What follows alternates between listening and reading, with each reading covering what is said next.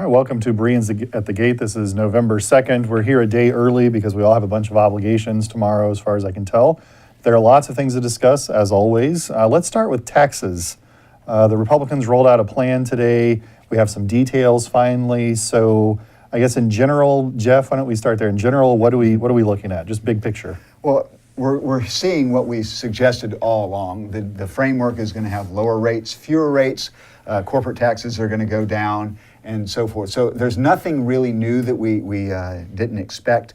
And now we'll have the dialogue and the debate. And what they propose today is not what you're going to see in the end. Yep. But nevertheless, it's the first straw that went out there, and the straw man rules the roost. Yep. I do think that we will expect to see them try to meet their deadline. As we know, there are going to be a lot of special interest groups that are going to come out against this to try and kill it. And so I expect them to move out expeditiously. They will either flame out fast or they will actually get it through. I am voting on the latter. Now, Bert, I know one of the goals of this thing seems to be to simplify this whole process, right, and almost like this postcard-like approach. And so if we can look at the graphic here, mm-hmm, for what this new process could look like. Again, emphasis on could. And Bert, what's the benefit of something like this? First of all, what is it, and what's the benefit of it? Well, it is greatly simplified, and as Jeff said, this is really closely following what President Trump wanted. So he was really the first proposal on the table, and this follows his unified outline fairly well. Not demonstrably different from what we have heard earlier, but one of the things he really wanted to do was to simplify. So looking at that diagram, I mean, if we could do that, it's pretty much very straight and simple. I mean, it leaves mortgage interest, although this proposal does cap mortgage interest, right, and allows charitable contributions to be in there. But of course, when you eliminate the state tax the way they are, I mean, because just as an example, this won't affect my giving, all right? It's not going to do it, but it may some people's, because what it's going to do is by eliminating the state and property taxes, mm-hmm, or I guess now state income taxes, if I'm remembering correctly, that we pay. What that does is it means that our charitable contributions don't really matter anymore in terms, right, of taxes. In terms of the amount of taxes, because what's going to happen is that with the virtual doubling of the standard deduction, right, people are simply not going to make it up there. So when you talk about the politics, I've, mm-hmm, already seen where some charitable organizations and religious organizations were against this for that particular reason. So, once the social engineering occurs, it's very difficult to remove it. Gordon Tullock called that the transitional gains trap. Yeah, right. Once you give someone a benefit, they're going to come out ferociously to protect it, and it really is true. Now, what about, Jeff, we were talking just before we started filming, what about the benefit of having a simplified system, just in terms of, if we all had a system where we were actually filing out this small thing, what does that mean for business? What does that mean for individuals? Does this mean we would have thousands of millions of man hours gained because of a simplified process? It's impossible for us to know, sure, what we're actually going to see. But yes, there are some estimates in terms of tax compliance costs that suggest it's 10% of our overall tax revenue. It's a non-trivial bill in any case, right, and those estimates can range widely. But the point is that if you could simplify in a meaningful way, you could have all of those resources that are currently being used just to do tax compliance could be used on the productive side of the economy. So I think there is huge potential for there to be improvement. As always, I'm a little bit skeptical that we'll get that, because the very simplification eliminates the demand for politicians to give tax loopholes, right, which makes me think that it would be at best a temporary respite, similar to what we saw in 1986, where we basically had a very simplified system, right, and then within 2 years the Democrats were wanting to raise taxes and have additional deductions and so forth. So it's not clear to me how long it would last in any case, but we'll take some relief and simplification as long as we can have it. Yeah. Mark, what do you think about the politics of this thing? Politics, well, Jeff has already made the point that I was going to make, that it looks really good right now in general. I mean, it's not perfect, but obviously no proposal is going to be perfect. What will Congress do to it? Looked like the proverbial beginning with a simple swing and ending up with a bridge. Yeah, right. Something like this. Adding back in deductions, exemptions, and so forth that we really shouldn't have probably, but they're special interest and they're going to want them. That's going to be the issue, I think. Let's look at one more graphic here. This one from the Wall Street Journal. Bert, do you mind to tell us what we're looking at? This is a comparison to what we have now versus the proposal that is up on the table now, and you can see that it is a simplification down from the 7 brackets to 4.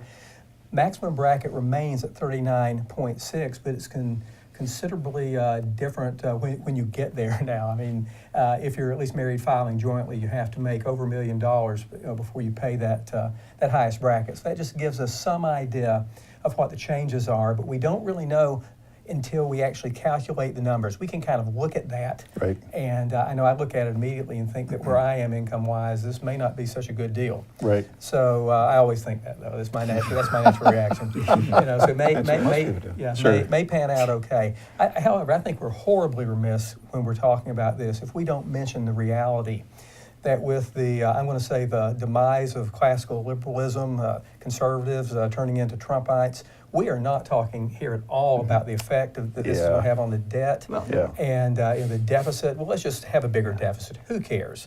Let's just spend more. If you look over the last maybe 4 decades, spending increases quicker under Republicans than it does under Democrats, by about an 8% clip.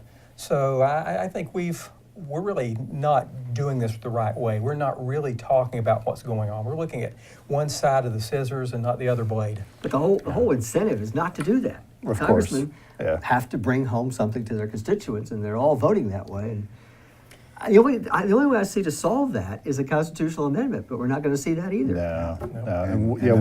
Go ahead, Jeff. The big problem is, of course, in the entitlements, and Mr. Trump campaigned specifically. That's right. I will not touch that. Exactly It makes right. it very difficult. Without presidential leadership, you're right, you're not going to get that. Even with presidential leadership, it's highly doubtful you'd get it. One reason why I'm nevertheless still in favor of this is precisely because of the size of the national debt. While this does increase potentially up to $1.5 trillion in the overall 10-year position, if it does significantly increase the rate of growth, which we need, and I think we're already getting growth benefits from the Trump administration in terms of the regulatory side. He's doing amazingly positive things on the regulatory side, which promote growth.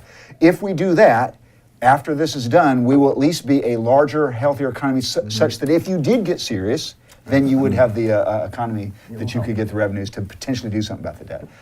If we continue at 2% growth, I think that we have no hope of handling the debt. At least with 3+%, we might have a foundation to do something. Yeah, it's hard to say the Republicans have been really serious about cutting spending, like Bert said. Absolutely. But it's almost shocking to not see any rhetoric about it, because usually whenever this kind of proposal would come out, you'd at least hear something of a boomlet on Capitol Hill from a segment of the party that would stand up and say, you know what, this just isn't responsible. Mark, do you see any sense that could change in the future? Do you think we're sort of locked into this kind of populist I don't see it. moment? I just don't see it. Yeah. Unfortunately, the whole incentive structure for Congress is to spend. It's not to restrain spending. It's been that way ever since they sort of lost their restraint after World War II. Yeah. And I don't see it changing. Well, let's move on. Let's talk a little bit about the other big news of the week. That's the indictments handed down toward people who are connected to the Trump administration, the Trump campaign. I know, Mark, you did a lot of media interaction this week over this issue. What's your first blush take of the indictments themselves? Yeah, I read the one against, the admission by George Papadopoulos, and then the affidavit from him, and then the indictment against Paul Manafort. So far, Manafort really hasn't been accused of anything substantial. It doesn't even mention tax evasion in the indictment, which is interesting. It mentions all these transfers, but no actual charge of tax evasion. That's interesting. Papadopoulos, it says, was digging dirt and made materially false statements to the FBI. Yep. We don't even know whether that's true yet. Right. We'll see if that's true. But the significance is not those petty things, even if they're convicted of that, were convicted of that. Significance is can Mueller use those as leverage to make them say something bad about people above them, and that's what he's going for ultimately. Some people say he's going for Trump himself. I don't know if that's true. He's certainly going for a bigger fish. That's what prosecutors do in that kind of case. Now, we're all historically minded to some extent. How do you guys compare this to Watergate? And I know we're very early in the process. I'm not saying that we're going to end up with a resignation, but how do you compare it? Do you see this sort of as the potential for unfolding and getting larger and larger? Obviously, we don't see the evidence on the table right now, but Watergate's the easiest comparison. What do you think of it? Bert? Well, yeah, the setting is so different. We are over-newsed now. We cannot get away from every jot and tittle of things that happen and don't happen, and we hear about it. Yeah. So with Watergate, there was a lot. I mean, there was what the president did happened, and then it seemed to unfold kind of slowly. Right. I don't really have a good feel for that. I know if you read the progressive press now, the apocalypse is at the door. If Right. you read the conservatives, no, everything's fine. The man's wonderful. He's Right. being, he's performing. So I'm not really sure. I mean, I look at this and I still think that if there was anything substantial, that it would have come out earlier. I think, but that's just a guess on my behalf. Jeff, you got any thoughts? Not in comparison to Watergate. A couple of thoughts that I think I'm still aghast at the process, to be honest. I think the idea that we ought to have in our judicial system someone to be given an unlimited budget to go see if they can find anything wrong with somebody's life, that's kind of troubling. For those of our readers or listeners that don't understand, back in August, Mr. Manafort, after already being under investigation and doing some cooperation, had his home raided with a SWAT team before dawn. That's just a recipe for kind of really bad things go, and there was just no need in that. Yeah. And part of that is they're sending a signal Yep. when they do that. Absolutely. And that is a troubling signal in a democracy. If you are a political opponent, we will come at you with some very serious things. Mr. Manafort is not a squeaky clean guy by all accounts. That's right. Right. But that being said, as Christians, we often say that we're okay with some people getting off because we know that God eventually is going to get justice. And so we have to have a structure for justice such that it's not political justice. If you are opposed to some particular view, you get whatever they can find in unlimited kind of resources. Part of this is because we all know that you can be indicted for almost anything. All of us could. I saw some craziness the other day. Apparently you can be indicted as a felony offense if you walk your dog in a national park with a leash longer than 6 foot long. If you have them out 8 foot. That's somehow and somewhere in the crazy laws a felony. So all of us would be susceptible to something, especially if you have complex financial transactions. And of course, Mr. Manafort had a whole bunch of things. So I'm troubled by the process. Sure. And I'd love you two constitutional guys Yeah. to tell me why I'm wrong on being troubled by that. There's already some problems being raised in that very raid that you mentioned. Fourth Amendment potential violations, search and seizure of the things not mentioned in the Right. in the affidavit. That's one, and whether they were proper to say go into the bedroom and pat down Mrs. Manafort, as he was in bed of all things. Strange things like this. Besides all that, we've given unlimited discretion to a special prosecutor. That was Rosenstein, the assistant attorney general at That's the right. time, who Yep. did that. Yep. He should have known. He knew Mueller was an aggressive prosecutor who would go after anything he could. He had a reputation to do that. And that was the wrong man for the job, I think. And then not putting any limitations on his investigation was another mistake. So there are a lot of problems, not all constitutional, but at least some of them are suspect with regard to the Manafort raid. Yeah, I don't disagree with that necessarily, but you need some mechanism in place for these investigations to occur. Clearly, there's malfeasance at the governmental level. You need to maintain some sense of separation of powers when Congress gets involved. The fact that the executive is investigating itself is kind of interesting. Granted, it comes out of the Justice Department, so you at least assume that it would be somewhat unbiased, although it's clearly not. So I think you have to have something there that would give a wide power. Unlimited is troubling, but if you put strict budgetary limits on it, there's going to be discussions of you're trying to drain us dry by not giving us resources we need to actually carry out the investigation. And so no matter how you choose this, there's going to be trouble on one side or the other. And so I agree with you, the process doesn't work really well, but there's got to be a process that's similar to it if we're going to have any hope of catching people who are involved in potentially dirty deeds. But then the follow-up is really this. Allegedly, the reason that we started down this path was the potential collusion with the Russians to influence the election. And clearly the Russians do not wish us well. Yet the only evidence we've seen thus far, help me understand if I'm wrong, is the collusion would have been by the DNC to help fund Fusion GPS, not by the Republicans. So, and yet now we're going to go off on all these other uncharted waters. That's troubling to me too. I don't like unlimited prosecutorial discretion. I don't like it. I never have liked it. I think it needs to be structurally changed down all the way, down to the local level. Prosecutors have too much discretion, in my opinion. Yeah, and you're probably right. And I think Jeff's point's well taken. Democrats certainly seem to be ensnared in this thing. I'm kind of hopeful, though, that if we see enough dirt on the Democratic side, a little bit of dirt on the Republican side, then maybe actually both parties will back off and say, let's let the investigation take place before we jump on it with both feet. I don't know. And I think also, if you look at this investigation, it's rather speedy, which is good, I think, on the Yes, whole. that is good. Compare it to Whitewater and other kinds of investigations, it's rather speedy, which I think is beneficial. And I think as long as there's no obvious bias and there could be, I'm not overly concerned about it, but I'd probably be accused of not being a big supporter of Mr. Trump, and so I can understand why people might not be persuaded by that. But not a perfect process, but difficult to come up with something that's a lot better, I think. Well, here's the other thing, and I believe that the opposition parties, whichever the scenario is, right. Let's be clear, even if they don't get Mr. Trump on anything, this is a monstrous distraction to his agenda. No question. And that is the intent by the opposition party. So I am troubled by, we've got significant issues in our world that we have to deal with, and this is intended to hamstring somebody that they don't like, which they deny the very legitimacy of the election and use that as an excuse. So I'm concerned about some of those aspects as well. But if that happens, Go ahead. part of that's the Republicans' fault too. Oh yeah, they've done it. For example, some Republicans may be acting against Trump's agenda simply because they don't like him. That's right. Oh, yeah. That's It's right. just their own personal opinion. That's right. There are ways to oppose the agenda besides I sticking the agree. legal ability of the whole United Yeah. States government and I its agree. unlimited budget to do I that. don't disagree with anything either of you said. However, Mr. Trump invited this by hiring Paul Manafort, by having meetings with Russians, Yeah. by saying things about Vladimir Putin he didn't have to say.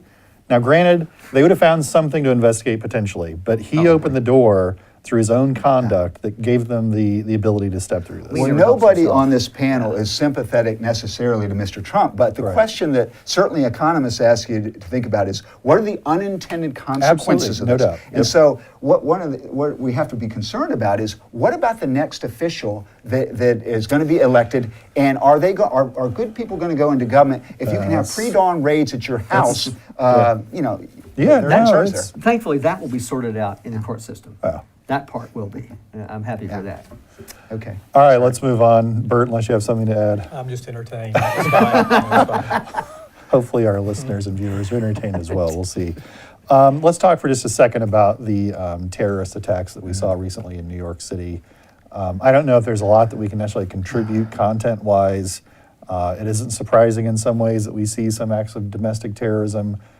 As awful as it was, I don't want to minimize the destructiveness of it or the pain and grieving of the families involved. It's still fascinating to me that we don't see large-scale terrorist events in America that often. After 9/11, I think we were all worried that we were going to see just a succession of massive terror assaults. The fact that ISIS is now happy about this kind of very small potatoes kind of terror attack, I think says something. But again, every terror attack is awful in its own way, but if you put it in perspective, it's still remarkable that we've been as safe as we have been. If you get enough of these small attacks, they build up. And ISIS seems to be at least advocating the strategy wherever you can, small Sure. incremental attacks. Yeah. And eventually you wear down the collective psyche of a nation. That's the goal, but I Yeah. mean, look at the Israelis. They've been know. dealing with this for decades, and they don't seem to be less better at vigilant. it than we are. Yeah. The only thing that I would add is it does illustrate the kind of the foolishness of our wishfulness, if you will, that we can somehow have this war over. Yeah. Yeah. We don't Yeah. get to determine when the war is over. Wars end when one side has no longer has the ability or will to fight. Yeah. When they have the will and the ability to fight, the war goes on. And we've been premature in trying to declare victory, whether it be Mr. Bush or Mr. You're right. Obama, You're certainly right. Yep. in his approach. And so it reminds us, this will go on while they have the will and the ability to fight. I think we have to also, again, we're not always in the habit of giving Donald Trump kudos necessarily, although I think we do our best to see when things are positive. I think we have to give the Trump administration credit here. They've really rolled back ISIS in the Middle East. They're putting pressure on them there, so in some ways it shouldn't surprise us that we see more of these kinds of things take place. But the main theater of operations, ISIS is losing horribly. So this is their offensive effort right now, which I think says a lot about where we are. Yeah. I think I'm a little worried about the potential for the future that more and more jurisdictions, whether the local, state, or whatever, will begin to be affected so much by these attacks, no matter how small, they'll start more and more restricting activities of individuals, right? And making it harder to do anything. Yeah. You can't go to a football game. You can't go to on a train. You can't go on a bus. You can't ride on a bike path. Right. Whatever it might be, I'm worried about this continuous restriction happening, because they'll think, well, we've got to do this because we can't know where they're going to come from next. That restricts my freedom, at least. Yeah. Bert, do you care to comment on the immigration aspects of this thing, not just in relation to the actual terrorist himself, but Mr. Trump took to Twitter not long afterwards and other platforms and said he thinks this is a good reason to limit immigration, especially in certain categories. I mean, what do you think? Well, I think this is a good reason to have intelligent immigration. Yeah. And one thing that he said was, speaking about chain immigration, where you have one family member in the country, then the floodgates open for other family members to come in. And that is nonsensical. That makes no sense whatsoever to me. Yeah. So, I mean, I think there are issues, the immigration issues. The reality of hit me on 9/11 that we had stepped into an arena and we'd been there for years, but I just really wasn't that cognizant until 9/11, to be honest with you. Yeah. And that this was a war, if you would like to call it that we will never win. It will never be over. You can never declare victory in this. This is a major, I don't know if they call it cultural conflict. This is a religious battle. Yeah. And unless Islam changes dramatically, this will not end until Western civilization is snuffed off the face of the earth. And we have to be in that mode. And with that said, again, I agree with you, Mark. I hope we do not have knee-jerk reactions to curtail freedoms that are important to us. And I really agree with what you said initially. We have done a phenomenal job it's incredible. in our It's country, incredible. Large country. in foiling opportunities. And I also think we probably don't have as many of the radicalized individuals per capita as maybe you do in Europe also. We don't, especially not in small. They have them in a smaller space too. Yeah. And we're spread out here, so yeah. As you say that, I can imagine some of our readers or listeners, and you keep thinking we're reading, but you're actually unwillingly listening to us. So they hear you say that, and we're going to have this as long as Islam is there. And they will say that maybe you're making this about Islam versus Christianity, and yet most people have been unwilling to go there. Are you really saying that, or do you want to make any different interpretation? Well, I mean, you could talk about, I mean, a couple of the best friends I had when I was in grad school were moderate Muslims. Fine people, great neighbors, would love to have them around me. But the reality of this is that, I would go there. I mean, it may be the lunatic fringe of Islam if you want to talk about that. You may want to talk about it as radical if you want to not offend people. Sure. But the truth of the matter is the guys that are blowing themselves up in order to make a statement are doing so in the name of Allah. Yes. And I do not see how you can not say that there's not a religious element to this. There is. And there, it's primarily I don't say that because they attack everyone. I certainly don't like it when they attack us. Right. Now, it's hard to argue that there has to be a religious element. There are more elements, but there's certainly, that's one thing that binds them all together, so you really can't avoid it. So let's wrap up here just for a moment talking about a couple of our listeners commented on our last video blog and our discussion of sexual harassment. We didn't have a long discussion of it, but part of the critique was we were being a bit disingenuous by not acknowledging the role that we play, not individually, but the role that we Christians might play in sustaining sexual harassment at some level. We've had our own sets of scandals that involve sexual issues. Certainly, you could look at the Roman Catholic Church and its continued problems over these issues. And Jeff, you talked about it a little bit when we discussed the topic. Should we take responsibility for some of what we're seeing here, or have we tried to shirk it the way that we're sort of criticized to be doing? Sure.